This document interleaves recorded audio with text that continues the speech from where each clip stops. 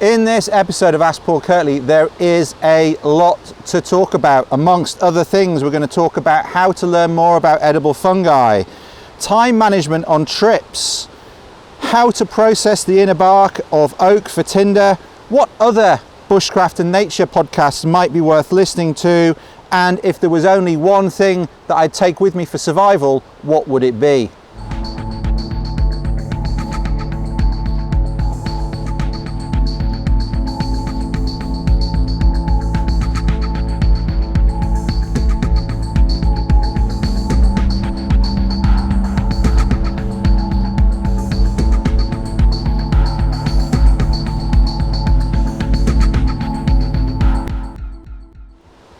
Welcome to episode 40 of Ask Paul Kirtley. I'm back in the northeast of England, out for a nice walk. It's definitely feeling autumnal today, and it's a bright and breezy day. And out for a walk this morning. It's nearly lunchtime now, but this afternoon we're going to be doing some paddling as well. So without further ado, I'm going to get through these questions, get as much information out to you as possible. Thanks to everyone who's left feedback on the format of the shows, how many questions, how long they should be, how they consume them. And it certainly seems that the consensus is about an hour, 5, 6, 7, 8 questions in that time, and keep it as one show per week in one chunk so that people can consume it as and when they want. They can chunk it up into bits, they can listen to it all at once, they can watch it all at once. That's absolutely fine. I really appreciate you coming back with all of that great feedback, and thanks to everyone who watches, thanks to everyone who's been commenting on YouTube and on my blog and sending me private messages as well. So thanks for that. All right, the other challenge that I left a little while ago was to leave me a question via Instagram video. And I said that there would be a little prize for the person who came back first. And the first person who came back was most definitely Craig Taylor. He came back with one question on the first day, and then a second question the second day, and then there were a few other questions that came in after that. Not many, but a few, and I will feature those going forwards. But Craig's first question is about fungi forays, which is very topical. It's the right time of year. Hi Paul, this is Craig Taylor here. Hope you're keeping well. Here's my Ask Paul Kirtley question via an Instagram video. In about a month's time, so the middle of October 2016, I'm going out for half a day with a local branch of the East Sussex Wildlife Trust on a fungi foray. My question to you is there anything specific that you think I should be looking to get out of these few hours? Are there any questions that you think I should be asking based upon the fact that I'm coming at this from a bushcrafting, foraging type of perspective, rather than just being interested in what a different fungi looks like and how it behaves and what you can obviously eat and can't eat? So I'm looking for you, I guess, and your expertise to help make me get more out of these few hours that I'm going to spend on this fungi foray in about a month or so time. Fingers crossed, are you able to answer my question, and keep up the good work, Paul. Thank you.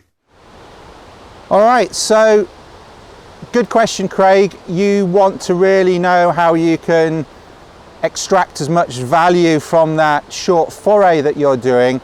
Now, it sounds to me like you don't have a lot of experience with identifying fungi. It's a new area for you. It's one that you're keen to learn about. So first thing I would say is just go and be a good student. Go and learn as much as possible. Take plenty of notes. That's always good. As much as you think that you're taking stuff in, particularly when somebody's throwing a lot of information at you in a relatively short space of time, some of it will stick in your short-term memory, some of it will be maybe processed into longer-term memory, but you're going to forget a lot of it.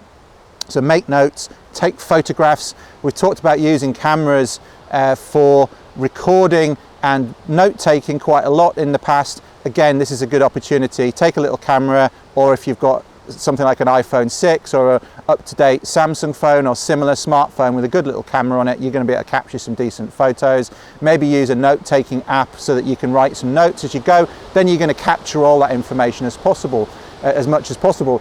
The thing I would say is don't get too worked up about, is this one edible, is that one not edible, because you're going to be learning a lot of them in isolation to start off with. They're going to be pointed out to you probably fairly randomly. If it's like most forays that I've ever been on, you just got to take it as it comes, see what you're going to find. Even if the person who's leading the foray walked the route several days before, it will have changed. Certain fungi will have appeared, others will have started to decay and die back.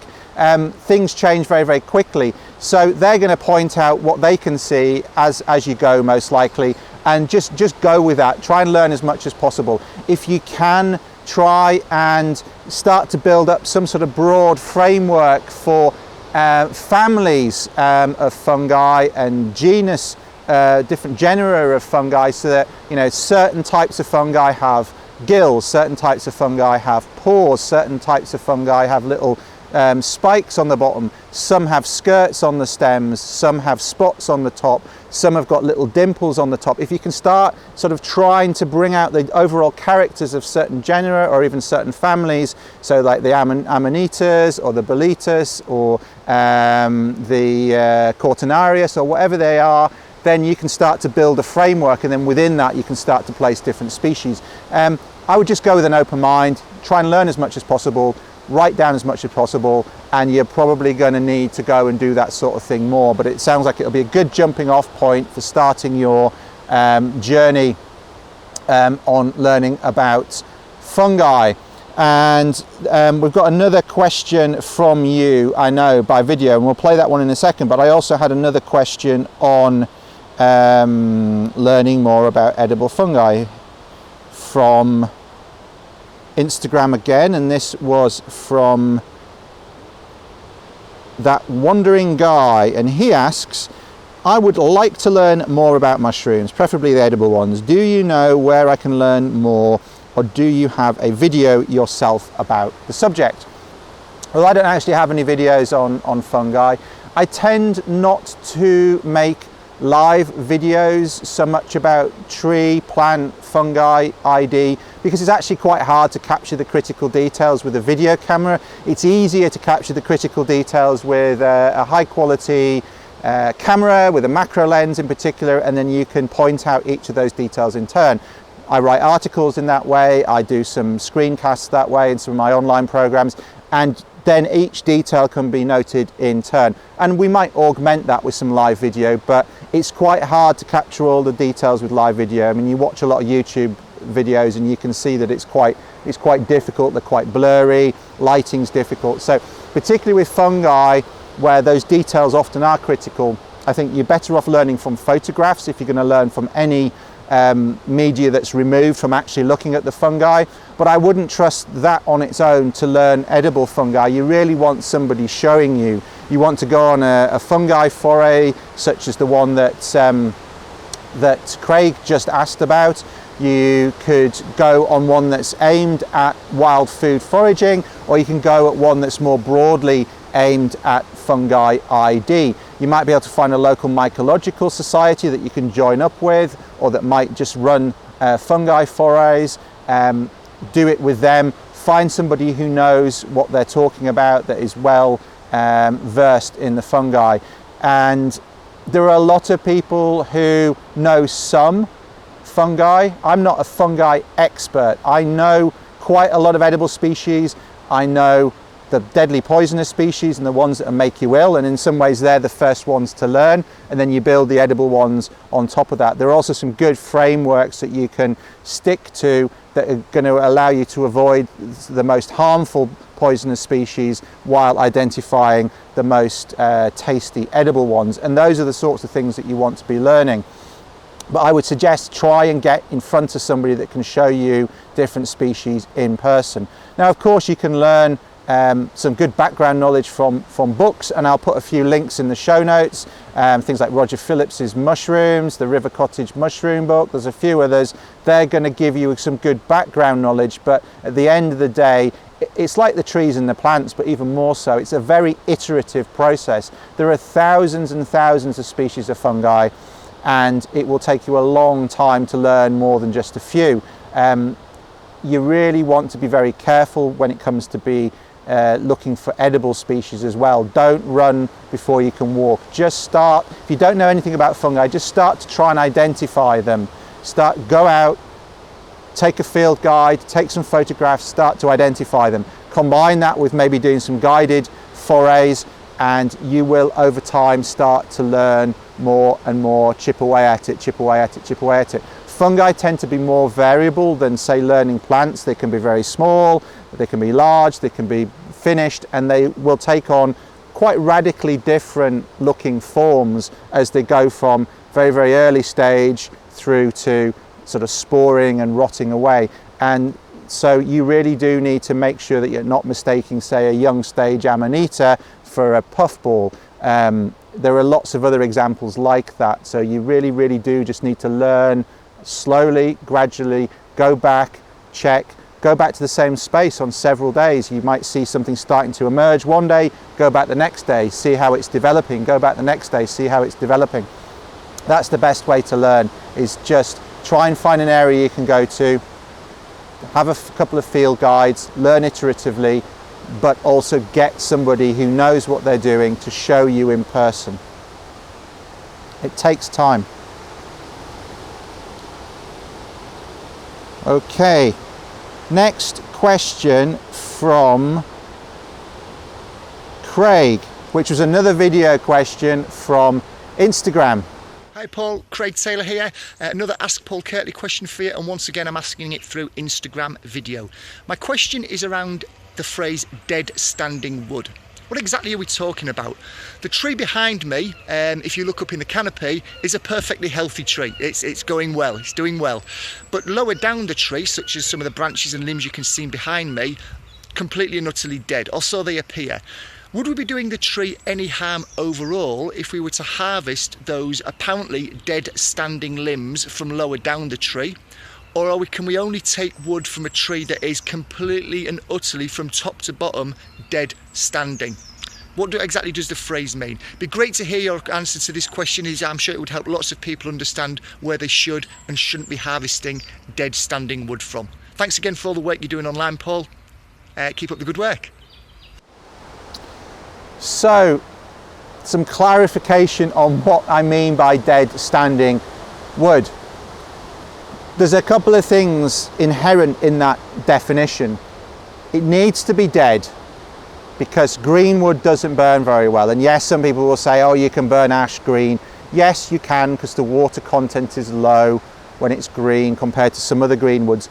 But it's still not as good as if it's dry. So the best firewood is always dry. There is no way around that. It wants to be dry to burn well. Any moisture in there is going to reduce the combustibility of that wood.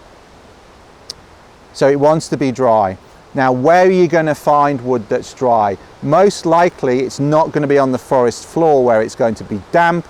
It's going to have had water incident on it.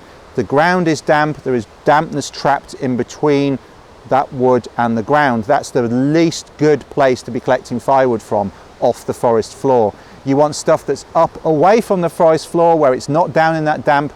It's not been not been maybe subject to as much atmospheric moisture and precipitation and dew and mist and all of those things that can happen and cause things to be wet. And the best stuff is the stuff that's had least water incident on it. So yes, you can collect horizontal branches that are dead, and you can snap them off, you can saw them off. Do make sure they are dead. Do make sure they're dead all the way back to the tree trunk, because they're not always. It could just be the tips that are dead. Harder to tell in winter than it is in summer, because there's less likely to be foliage. So yes, horizontal, but if it's a horizontal branch, everywhere along that branch may have had rain landing on it, and it may be soaking in. Gravity is pulling the water down. It will be pulling it down into the wood more likely than something that's vertical, where there's less water incident on it in the first place, and it will be running down the sides. Gravity's not pulling it into the wood. So the best firewood is going to be dead wood. It's going to be dry wood. It's going to be vertically standing. So when we talk about dead, dry, standing, that's what we're looking at. We're looking at stuff that is vertical. Now, typically, for most day-to-day purposes, you're going to be looking at stuff that's relatively small. relatively small diameter. You don't want to be chopping great big trees down. When you get into more extreme environments where you maybe need more firewood in the northern forest in winter, you might be taking down big dead standing pine trees. And I'll link to a video of one of our trips up north where we were processing that type of wood we did long log fires,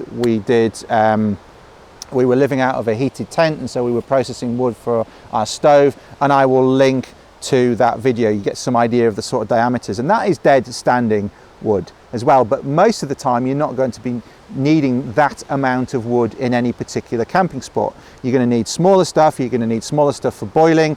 You can split out a wrist thickness dead standing tree into maybe 8 splints. You've got everything that you need for making feather sticks. You've got smaller fuel for boiling. You can leave it in quarters or halves for slightly bigger wood, for cooking for longer.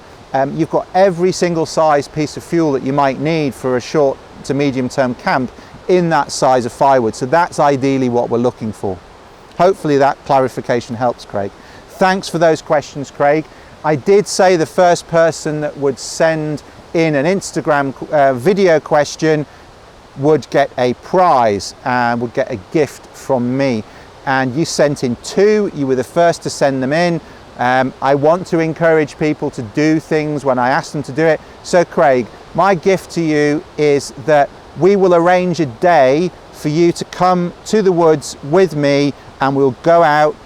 We can record an episode of Ask Paul Kirtley while we're doing it. We're going to look at some skills that you want to look at. We can look at some identification you want to look at, and maybe we record, take some photos for a Wild Wanderings blog while we're out as well, and we can share with other people what we see. So we'll communicate privately to organise that, Craig. Really appreciate you sending in the questions. We'll hook up at some time over the coming months, maybe even into the spring, at a good mutually convenient time, and we'll go out and we'll do that. All right. Next question. Time management on trips. This is from Jeremy Whitmore via email. And he says, "Hi Paul, in the spirit of staying away from a kit question, I'd like to hear about the thing I struggle with the most, time management. Any time I'm camping, I feel like there's never enough time to deploy camp, collect water, work on my fire lighting skills, cook dinner, and still have time to practice the skills I want to improve on. Can you give us some tips on what your routine is when setting up camp and how you get the most out of your camp trips?" Well, there's a couple of things that I've gleaned from that, Jeremy. First off, maybe you just need to question, are you expecting too much from yourself? If you're consistently going out and struggling to do all of the things that you want to do, maybe just pick one thing apart from the existing part of it, just one thing you want to work on. And I think that's a good separation to start off with. If you're going to the woods, to stay in the woods, to live in the woods for a night or 2 nights or however long you're going for, there are certain things you're going to have to do. You're going to have to eat, you're going to have to go to the toilet, you're going to have to source some firewood maybe, you're going to need some sort of shelter, your tent or tarp and hammock or whatever it is. So there's going to be some setup and pack down, there's going to be some sourcing of firewood, and all of that's going to take a certain amount of time. The better you are at those things, the quicker you're going to be. So maybe they're the things that you need to practice first. If it takes you a long time to set up your camp, to find the right firewood, starting to rain. Refer back to my previous question about dead standing wood. If you can't identify the firewood that you need quickly, maybe that's a skill that you should be working on. You know, maybe rather than struggling with the basics and then trying to layer other stuff on top of it and not having the time, just work on those basics to start off with. Can you tie your tarp and hammock knots really, really quickly? Can you get a fire lit really, really quickly? Can you get up, get breakfast on, you know, get sorted for the day quickly in the morning? with a campfire. If you can't do those things quickly and efficiently, those are the things to work on. Practice those fire lighting skills, practice those tarp and hammock knots so that you can do them, you know, with your eyes closed in your sleep.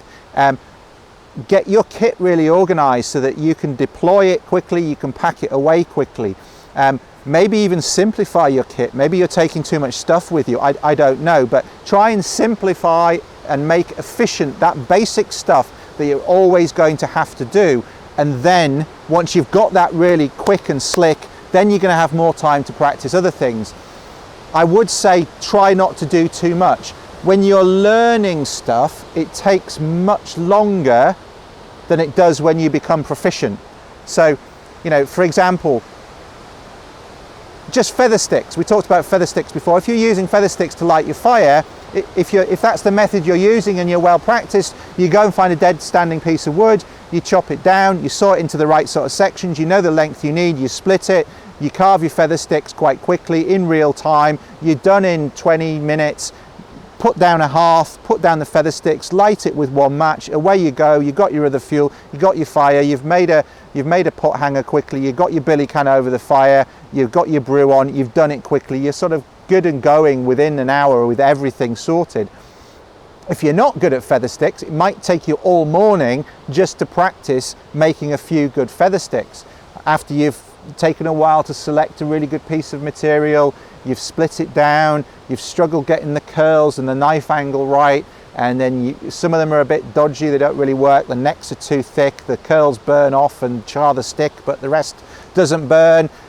It takes a while, so don't expect to be doing these things as quickly as you will do ultimately. Don't expect to be doing them as quickly as you might see me do them in videos, or you might see other people do them in videos when they've practiced them a lot. You need to build up to that real-time level of application. Another good way of getting your skills up the curve in terms of speed and efficiency is use them on a trip. If you're doing a canoeing trip or a hiking trip where you have to be going from A to B during the day, you can't be faffing around. You have to be up, sorted, breakfast, packed down, leave no trace, move on, navigation and whatnot during the day, find a camp spot, get set up, get the fire going, have your dinner, get some rest, move on the next day. It forces a discipline that doesn't exist when you've got more time.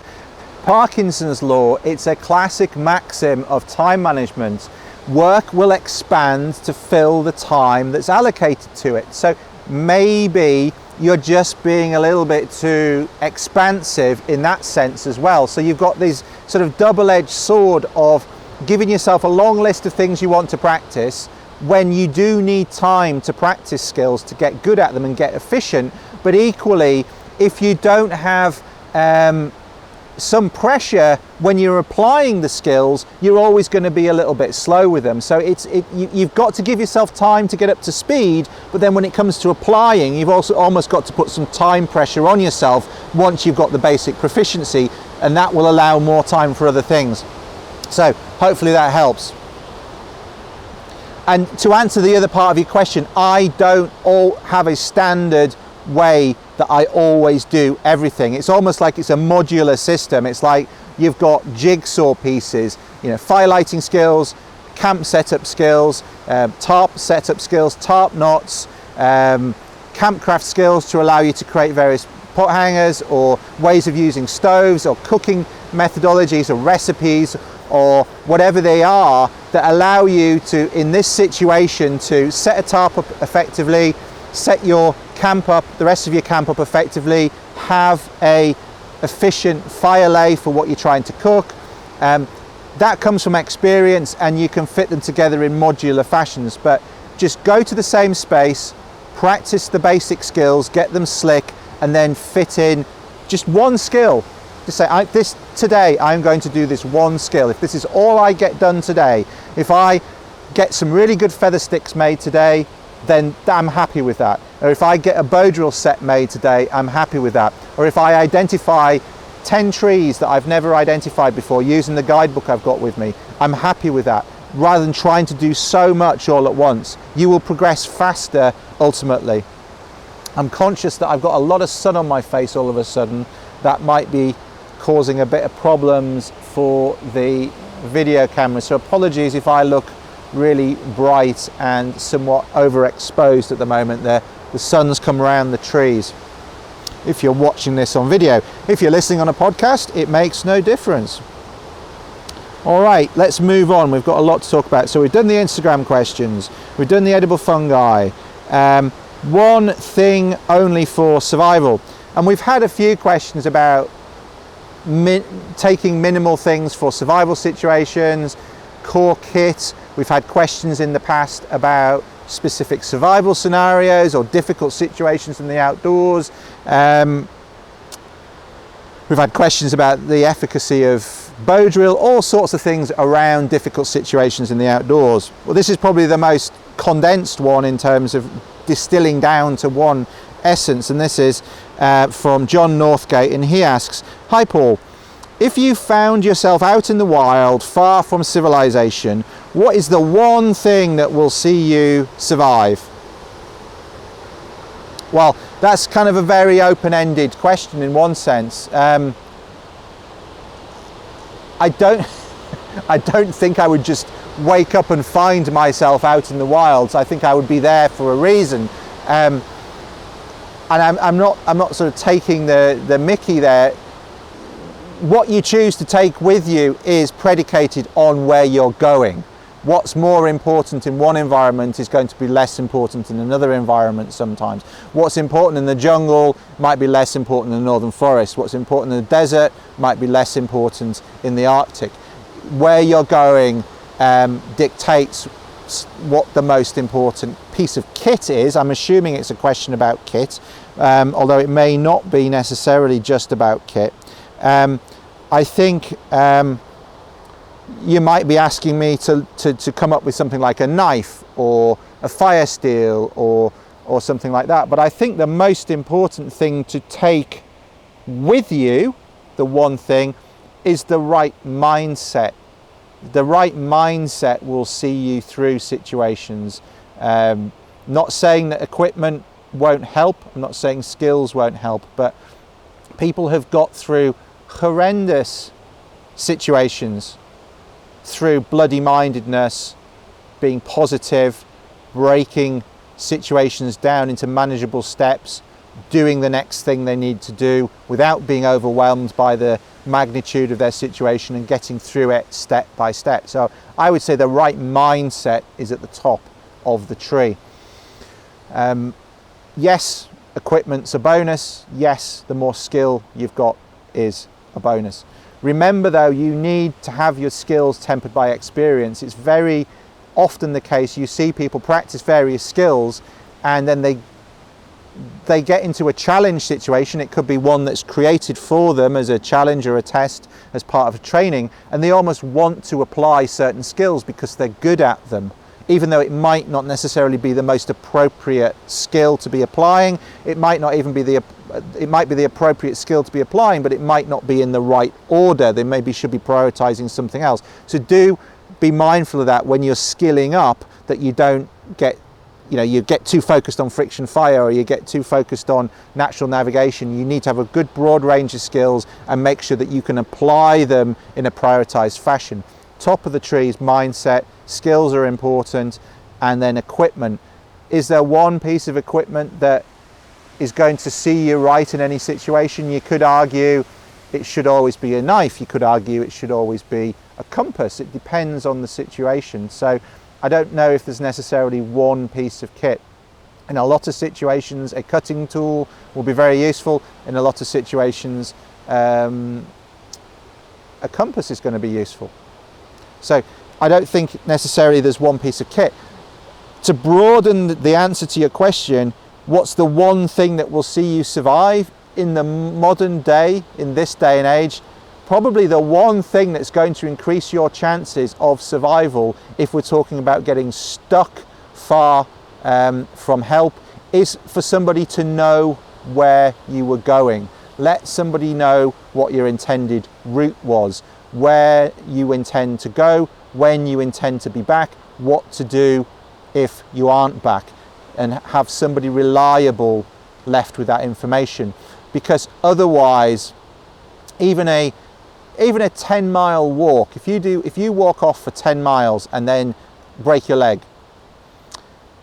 even if somebody knows your starting point, if you think about the area they're going to have to search, yeah, it's about 314 square miles they're going to have to search based on you walking 10 miles in one day from a fixed starting point if they don't know what direction you set off in. Multiply that up by a number of days, it's a vast area that somebody's going to have to search for you. So telling somebody where you started, what your intended route was, even if you wandered off that a little bit, that sort of corridor that you're traveling on, where you intend to end up, and what to do if they don't find you back safe and sound, or you don't report yourself in.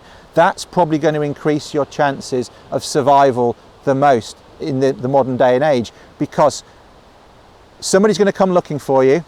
They're going to do an efficient search because they know where you are, and just do a search on Google for lost hiker, particularly in North America. You will see umpteen situations where day hikers and multi-day hikers have gone out and they're rescued relatively quickly because somebody knew where they were starting and somebody knew roughly where they were going. The other thing that's going to give you a big advantage is that if you're in the middle of nowhere and you're lost or you're injured or you're stuck, if you know somebody's going to come looking for you, that gives you a big psychological boost as well. So, and again, going back to the beginning of the question, mindset is really important. Having positive psychology is really important. And knowing that somebody's going to be looking for you can only help. So I would say leave word is, if I had to choose one thing, one factor that you could turn the dial on in terms of getting you out of a difficult situation in a remote spot, is somebody knowing where you are and that they're going to come looking for you when you don't turn up at home. Hopefully that gives you a good broad understanding of my thinking on that. All right, quick question, another Instagram photo question.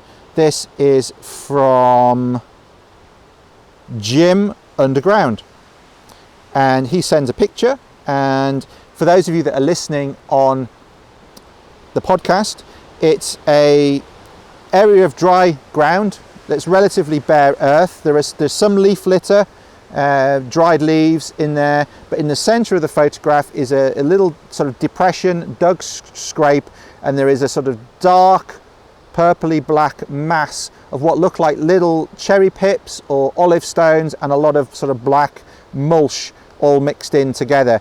And basically it looks like sort of mashed up cherries. It looks like some sort of excrement. And the question is, Jim was out tracking deer in the woods and came across these, a dug scrape full of droppings, lots of bird cherry stones in it. I'm assuming it's a badger latrine, but I've never seen one before. Yes, Jim, that's exactly what that is. It's a badger latrine, and there may well have been other scrapes in the area. They often have multiple latrines in one little area. The whole area is the latrine. It's often on the boundary of their territory with another set of badgers.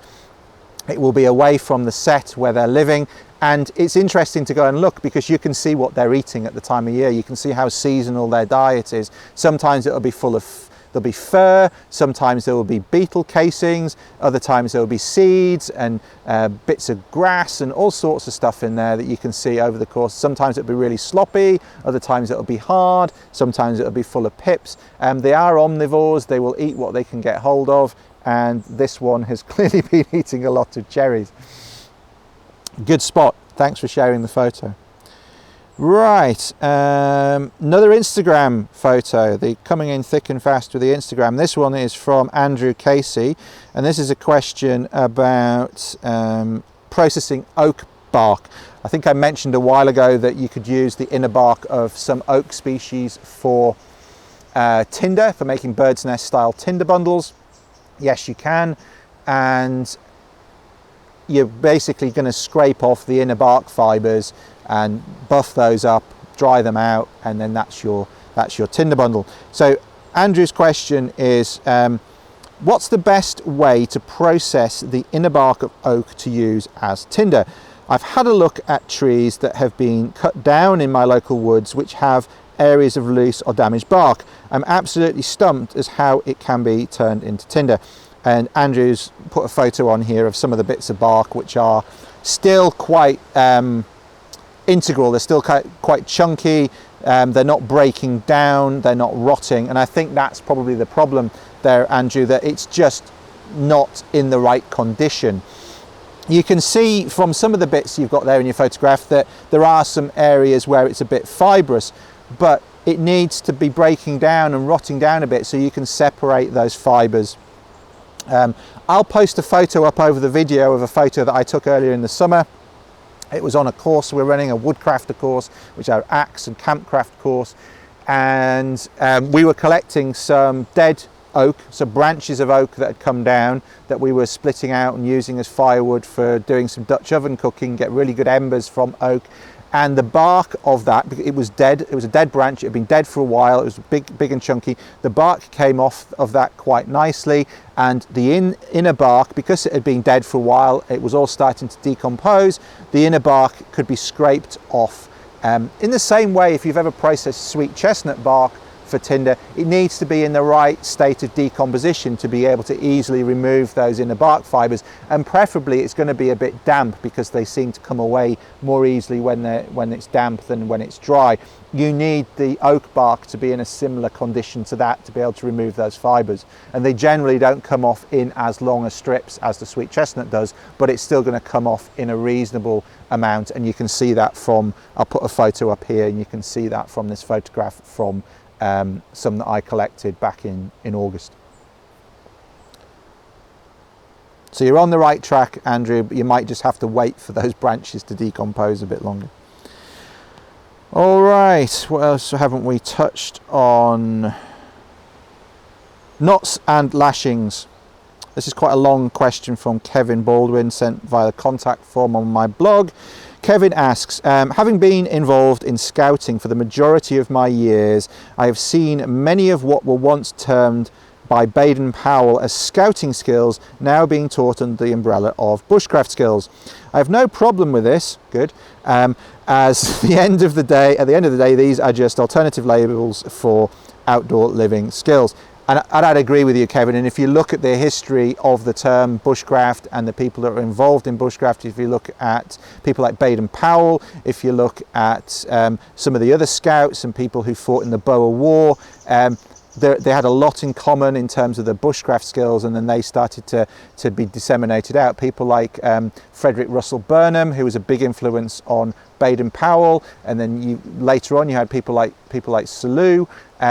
All of these skills have been in that melting pot, and a lot of that came out, particularly from the Boer War and Frederick Russell Burnham and Baden-Powell, into the scouting books that they wrote, and particularly then Scouting for Boys, which became the Bible of the scouting movement. And yes, a lot of those scouting skills were basically bushcraft skills, and they used that term more interchangeably than maybe became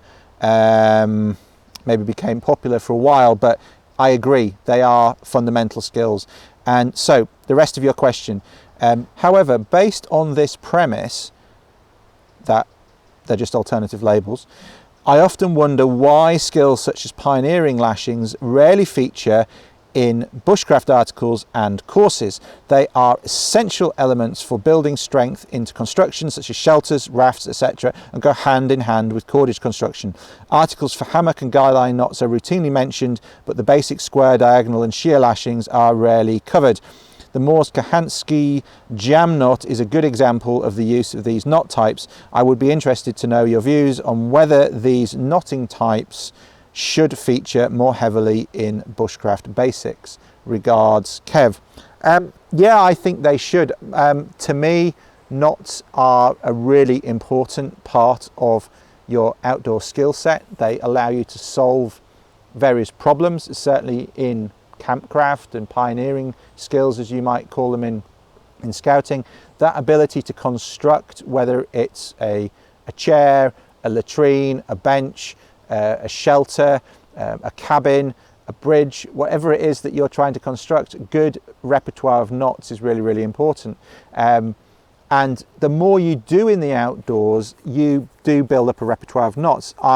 Whether you're mountaineering or canoeing, you're going to build up some knots. And I think sometimes the problem with the bushcrafters is that they're very focused on lighting fires and using cutting tools, and you see a lot of that in articles and YouTube videos, but there isn't so much building of things, there isn't so much wider experience in terms of, you only need to go canoeing and tie your painters on, lash some gear into your boat, learn some whitewater safety and rescue. You're going to start learning a lot about knots and lashings, building sailing rigs, all of those sorts of things. You will become a lot more familiar with knots and lashings. Go and do some basic climbing. You're going to learn more about knots and hitches, and you're going to learn clove hitches and Italian hitches and rethreaded figure of eights and thumb knots and all sorts of things just at the basic levels. Things like bowlines have fallen out of fashion, but you're going to learn some basic knots. And I think one of the problems with the bushcrafters, particularly the amateurs, the people who are not professional outdoor instructors, is that they have a very narrow view of outdoor skills, and they are not learning these other things. They're not making journeys, they're not traversing difficult terrain. They don't need to know those basic knots. So yes, they focus on the guy line knots, they focus on things to set up their hammocks and their tarps, but there isn't that broadest perspective. And then I think the other issue in terms of going back to the lashings and constructions is that a lot of places where people camp, it's hard for people to be making larger constructions. They may have permission to set up a tarp and a hammock.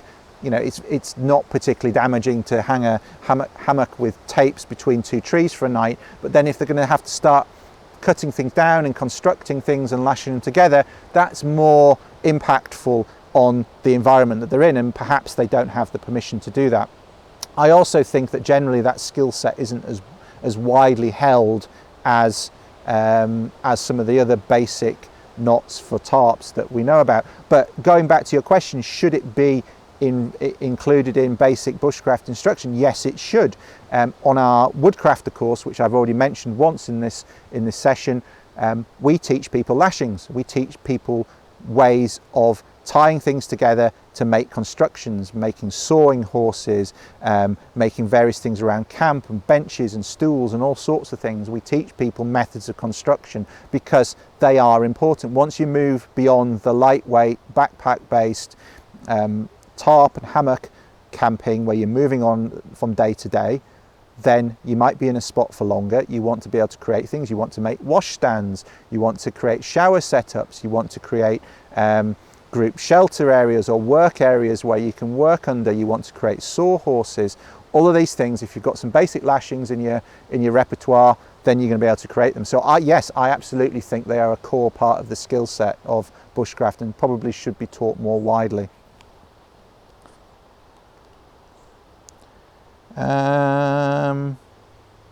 One more. Lots of questions this week, trying to rack through quite a few. Okay, this is a question from Callum, and Callum asks, just wanted to drop you a quick line to say thank you very much for the great podcasts. You're very welcome, Callum. A great source of information which also acts as a very effective time compression machine on my long car journeys. My Ask Paul Kirtley question is, I've been searching around for some other bushcraft or wildlife related podcasts in a similar vein to yours, which I appreciate greatly. I was wondering, what podcasts do you subscribe to, and or do you have any recommendations for bushcraft, wildlife or general outdoors related podcasts that might be of interest to your listeners? So there's two questions there really. What podcast do I subscribe to? I don't subscribe to many, I have to say. And the ones that I do, all of the podcasts that I subscribe to don't really have any bearing on bushcraft and survival and outdoor skills.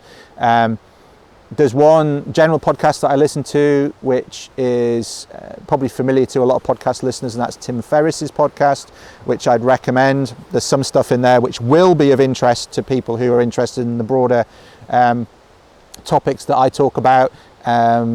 They will be interested, they cross over with some of the topics that I talk to guests on my Paul Kirtley podcast. And if you're not familiar with my Paul Kirtley podcast, you should be. Great long form interviews with some really interesting people that have got diverse experiences in the outdoors that you can draw a lot from.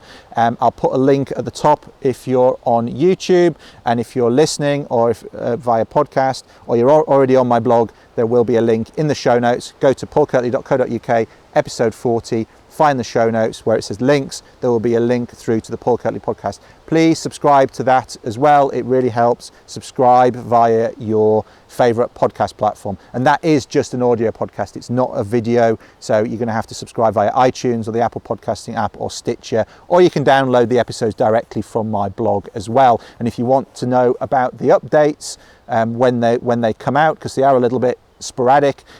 Sometimes I get a few done in a month, other times it can be a month or 6 weeks between each one, depending on where I am and who I have conversations with.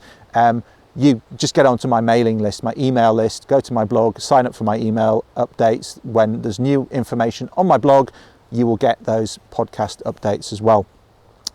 So if you're interested, if you've got a broad range of interests and you're interested in personal performance and those sorts of things, then the Tim Ferriss podcast might be interesting. But that's the only one that's really got any great crossover in some of the episodes with some of the things that I talk about.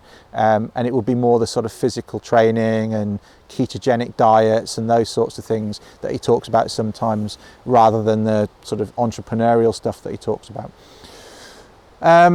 There have been a few bushcraft sort of podcasts around, but there are a few started around the same time as I started my podcast, but there's nothing in the UK that seems to be running consistently at the moment. A few have fallen by the wayside. There are a few nature podcasts around. You can listen to some of the Radio 4 programs as podcasts, those sorts of things are quite interesting sometimes, but I don't subscribe to them generally. So I'll open it up to the audience around the world. Do you listen to any nature podcasts? And let's stick with nature, because personally I find some of the bushcraft podcasts kind of go down the kind of kit route a little bit too much. Actually, one that might be worth listening to for some of you is the Sumo Survival podcast. Those guys up in Scotland, they can be quite fun to listen to. They do still put out a consistent podcast, and I've been on their podcast, so that can be one to listen to. If you are listening in French, the Nature Aventure Seville podcast, that one, the Album Cams podcast, could be worth listening to as well. But aside from that, are there any nature podcasts that you listen to? Any bushcraft or survival podcasts? I know there are quite a lot of prepping podcasts out there, but more bushcraft or survival podcasts that you listen to? Let us know in the comments on YouTube or in the comments on my blog. Let me know what your recommendation would be in terms of Callum wanting to add some more podcasts to his listening repertoire there. All right. That is all the questions for this episode.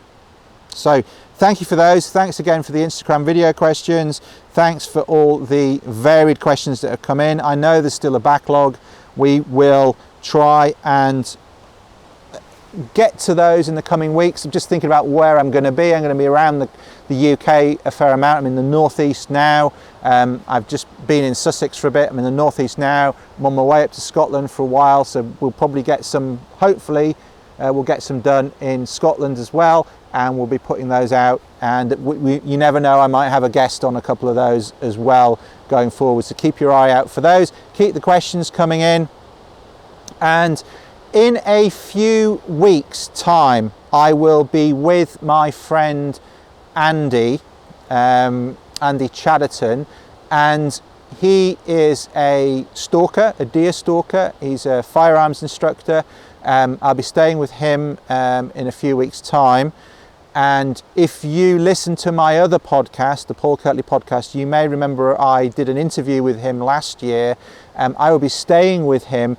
And if you send some questions in for me and Andy, so anything around deer, tracking deer, stalking deer, shooting in the UK, any of those sorts of things, send them in. Usual hashtag AskPaulKirtley, or send them in via SpeakPipe, or send them in via contact on my blog. If we've got enough of those questions, we will do a special Ask Paul Kirtley with Andy as a guest in a few weeks' time. So you've got a couple of weeks to send in your questions. Start getting them in now, and hopefully we'll be able to answer those on a forthcoming Ask Paul Kirtley. Let me know as well if you like the topic specific podcast. We did one around water last week. This one's been a general one again. We'll do one around shooting and deer and stalking and stuff in a few weeks' time. Let me know if you'd like some more specific ones. I can suggest topics, you can send in questions. That could be something that we can do just to mix this up a little bit as well as we go into the 40s, already into episode 40 now, and we're now in the 40s. And you know, I'm 43. I feel like the 40s are a good decade to be in, so let's make all the 40s of the Ask Paul Kirtley episodes really good. So please keep sending your questions in, particularly the ones for Andy in a few weeks' time, and I will see you on the next episode of Ask Paul Kirtley. And if you're listening, I'll speak to you on the next episode of Ask Paul Kirtley. Take care.